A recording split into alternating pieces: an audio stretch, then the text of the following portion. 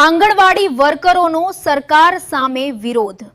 વિવિધ માંગણીઓને લઈને કલેક્ટરને આવેદનપત્ર પાઠવ્યું. આંગણવાડી વર્કરોનો સરકાર સામે વિરોધ. વિવિધ માંગણીઓને લઈને કલેક્ટરને આવેદનપત્ર.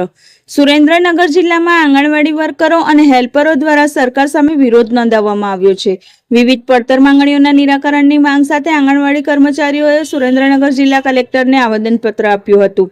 આંગણવાડી વર્કરો દ્વારા હાઈકોર્ટના ચુકાદાનો અમલ કરવાની માંગ કરવામાં આવી છે. સાથે જ આશા વર્કરોને ₹24,800 અને હેલ્પરોને ₹20,000 વેતન ચૂકવવાની માંગ ઉઠાવવામાં આવી છે.